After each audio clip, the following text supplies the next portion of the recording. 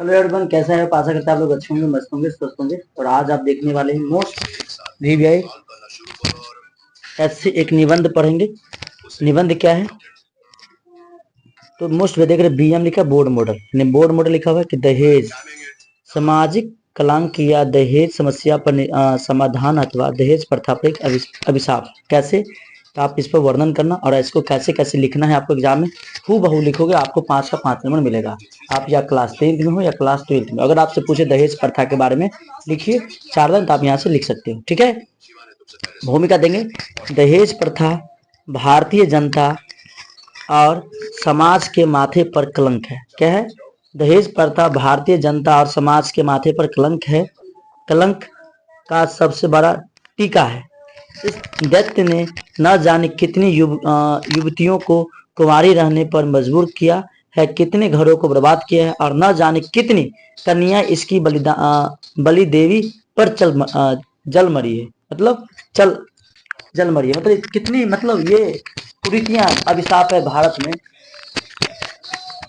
तो समझ गए आयोग, उम्मीद करते कि आप लोग मेरी बातें समझ गए होंगे कि दहेज प्रथा भारतीय जनता और समाज के माथे पर कलंक का सबसे बड़ा टीका है। क्या है? सबसे बड़ा टीका है। इस दैत्य ने न जाने कितनी युवतियों को कुंवारी रहने के पर मजबूर कर किया, कितने घरों को बर्बाद किया, और न जाने कितनी कन्या इसकी बलि देवी पर जल मरी है। उम्मीद करते कि आप लोग समझ गए होंगे इस बातें को। चलिए नेक्स्ट क्वेश्चन बातें पढ़ते हैं हम।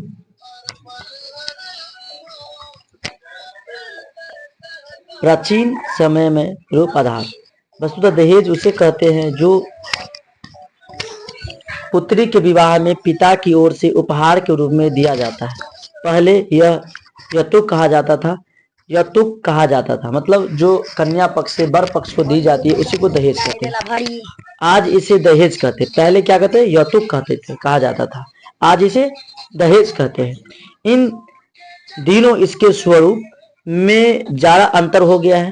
पहले यह दहेज बाध्यता नहीं थी, पहले यह दहेज बाध्यता नहीं थी, लेकिन इन दिनों दहेज बाध्यता है।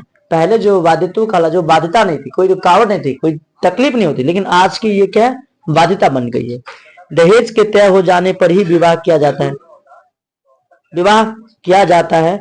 इस दहेज का आधार है लड़के के पिता की संपत्ति, लड़के की शिक्षा, नौकरी, और इस यदि लड़का सुंदर और गुणवान हो तो क्या कहना, जैसे सोने में सुहागा। सोने में सुहागा लीजिए, जितना दहेज आप देना चाहते हैं लगवाएंगे बोली। बहुत से लोग तो अपने बच्चों को इसलिए पढ़ाते हैं कि अधिक दहेज मिलेगा। बहुत लोग तो अपने बच्चों को इसलिए पढ़ाते हैं क्योंकि उन्हें क्या होगा? बहुत दहेज मिलेगा और उसका समाज में नाम होगा। लेकिन बहुत से लोग तो अपने बच्चों को इसलिए पढ़ाते हैं कि अधिक दहेज मिलेगा। आज दशा यह है कि दहेज निश्चय ही है। मजिस्ट्रेट, डॉक्टर, इंजीनियर, किरानी, चपरासी, सबके भाव निश्चित है। सबके भाव क्या है मेरे प्यारे भाई? निश्चित हो चुके हैं कि आप इंजीनियर है तो आपको कितना मिलेगा, डॉक्टर है तो कितना मिलेगा, और आप चपरासी है तो कितना मिलेगा। ठीक ना? चलिए, दहेज का परिणाम क्या होता है, ध्यान देना। सच्ची बात तो यह है कि दहेज अब प्रेम का उपहार नहीं, प्रतिष्ठा का सूचक हो गया। मतलब पहले लोग प्रेम से देते थे और आप क्या होता है? गला दबा कर लिया जाता है। ठीक ना? प्राप्ति का सूचक है। जिसके पुत्र को जितना अधिक दहेज मिला वह उतना ही अधिक प्रतिष्ठावान माना जाता है। यह बात लड़की की ओर भी है। जो जितना अधिक दहेज देता है वह उतना ही इज्जतदार माना जाता है। इस प्रकार दहेज का यह दान दोनों ही पक्षों को समान रूप से खाता है। ठीक है? सामाजिक कलंक। वस्तुतः यह सामाजिक कलंक है। आज देश के इस कलंक को मिटाने की जरूरत है। यह ठीक है कि इसे मिटाने के लिए उपदेश दिए जाते हैं, लेकिन मर्ज बढ़ता ही गया है। जो दावा की भांति यह रोग बढ़ती ही गया है। सरकार ने भी कानून बनाया जरूर, लेकिन कानून से ही सिर्फ कुछ होने वाला नहीं है। लोगों की मनोवृत्ति भी परिवर्तन अत्यंत आवश्यक है। इसके बिना कानून सिर्फ किताब में ही रह जाता है। आज तक यह रूल फॉलो नहीं किया गया। यही हुआ है कि उन्मूलन और उसका उपहांस क्या हुआ, ध्यान देना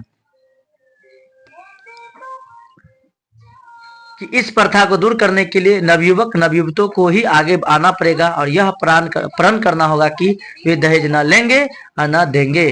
तभी यह कुरीतियां रुकेगी, और नहीं तो यह दानव भारतीय समाज को एक दिन खोखला कर बनाकर छोड़ेगा। परिणाम होगा कि अनीतियां, व्यभिचार और हत्या आत्महत्या के दलदले में फंस गया और भारतीय समाज सरातल को चला जाएगा। तो आई होप आप लोग को कैसे लगा वीडियो, अच्छा लगा तो लाइक शेयर कमेंट जरूर करें। और आपका अपना चैनल केवीएस कोचिंग सेंटर पे अगर नए हो तो कमेंट लाइक सब्सक्राइब कर लेना। अगर आप हमसे ऑफलाइन पढ़ना चाहते हो केवीएस कोचिंग सेंटर 1 गुड्डी गाछी महाराज मधुबनी एंड बड़ा बाजार Madhubani and online centre 1:30 PM and 8 PM में class, regular class, live class आते हैं। तो thank you very much everyone, bye bye tata और रक्षाबंधन की ढेर सारी शुभकामनाएं। Thank you very much everyone, bye bye Tata.